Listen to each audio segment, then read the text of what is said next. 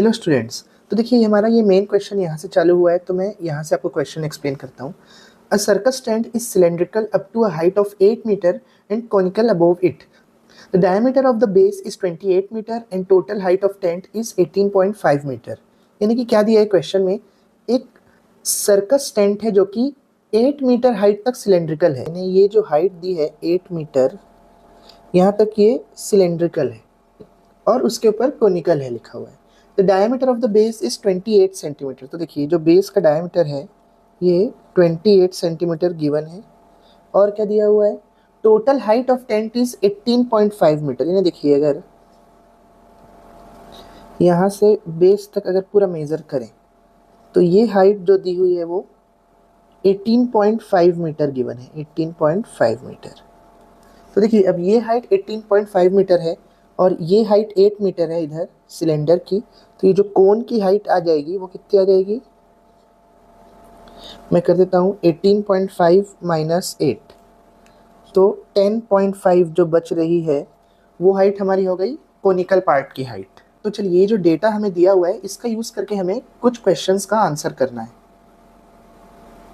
तो first question है, find slant height of the conical part. तो देखिए कोनिकल पार्ट की हाइट कैसे निकालेंगे, पाइथागोरस थ्योरम का यूज़ करना पड़ेगा यहाँ पे। देखिए परपेंडिकुलर हाइट दी हुई है 10.5, यानी ये वाला जो हिस्सा है इस ट्रायंगल को मैं ऐसे ले रहा हूँ, तो ये हाइट दी हुई है 10.5 और बेस दिया हुआ है देखिए टोटल 28 है। तो अगर सिर्फ बेस निकालना हो तो कितना निकल जाएगा, 28 का हाफ 14, और स्लैंट हाइट हमें निकालना है तो मैं इसको L ले लेता हूँ। तो देखिए अब अगर हम पाइथागोरस थ्योरम लगाएं तो पाइथागोरस थ्योरम क्या होता है, हाइपोटेन्यूज का square is equal to base का स्क्वायर प्लस परपेंडिकुलर का स्क्वायर। तो देखिए L का स्क्वायर आ जाएगा 14 का स्क्वायर यानी 196 प्लस 10.5 का स्क्वायर क्या आ जाएगा 110.25। तो देखिए L स्क्वायर क्या निकल जाएगा 306.25। देखिए इसके बाद L square is equal to 306.25। अगर मैं डेसिमल हटाना चाहूँ तो नीचे 100 लग जाएगा। अब देखिए 30625 ये किसका स्क्वायर है, तो ये निकालने के लिए हमें इसको करना पड़ेगा फैक्टराइज। तो चलिए इसको करते हैं हम फैक्टराइज। तो देखिए 30625, 5 6 ज़ा 30, 5 1 ज़ा 5, 5 2 ज़ा 10, 5 5 ज़ा 25।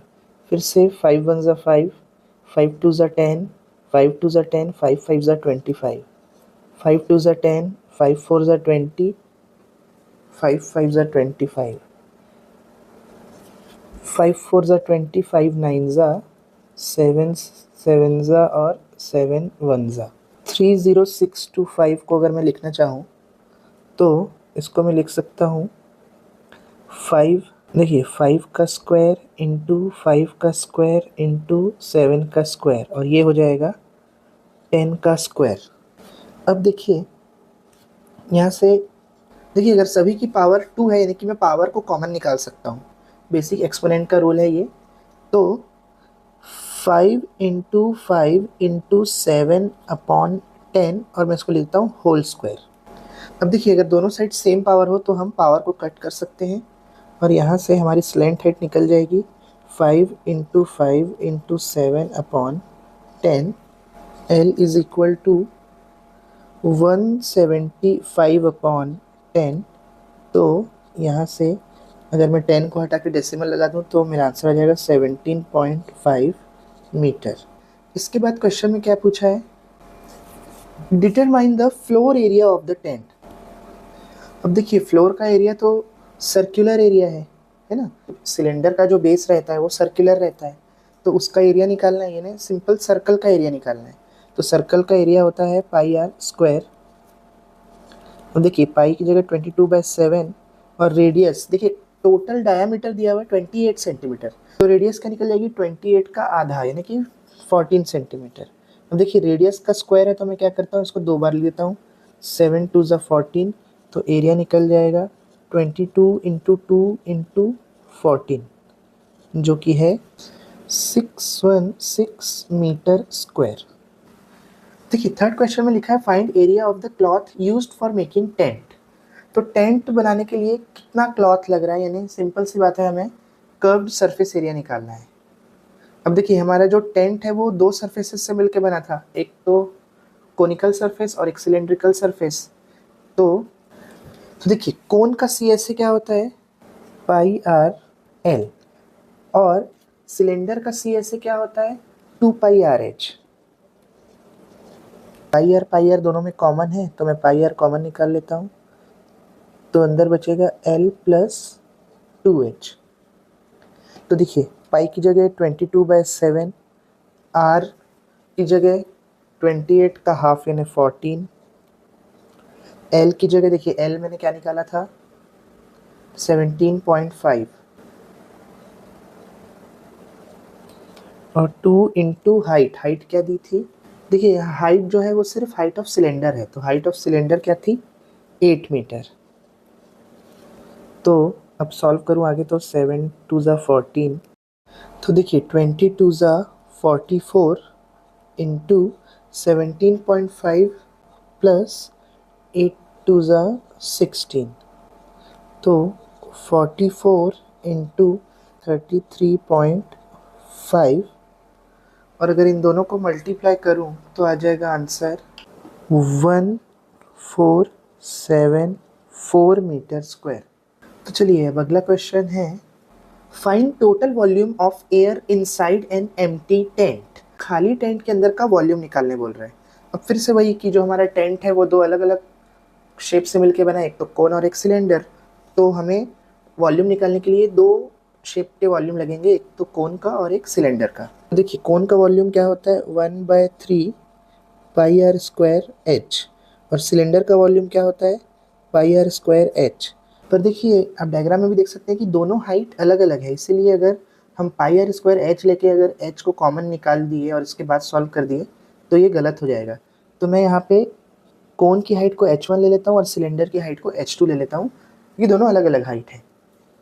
ठीक है, तो चलिए अब और आगे सॉल्व करूँ, तो देखिए पाई आर स्क्वायर तो कॉमन निकल जाएगा क्योंकि रेडियस तो दोनों के लिए सेम ही है, क्योंकि बेस कोन और सिलेंडर दोनों का सेम ही है, इसीलिए तो पाई आर स्क्वायर कॉमन निकल सकता है, लेकिन अंदर क्या बचेगा 1/3 h1 प्लस h2।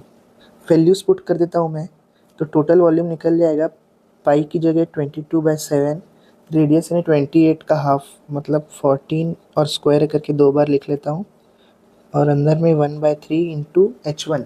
देखिए कोन की हाइट कितनी है 10.5, तो यहाँ पे 10.5 प्लस h2 जो है वो मैंने सिलेंडर की हाइट को लिया है जो कि है 8 मीटर।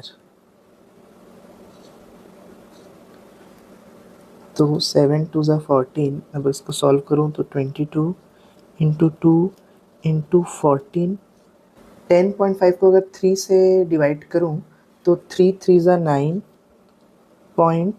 3 5 ज़ा 15, तो 3.5 प्लस 8 हो जाएगा ये, और 22 इंटू 2 इंटू 14 इंटू 8 प्लस 3.5 यानी 8 और 3 11.5।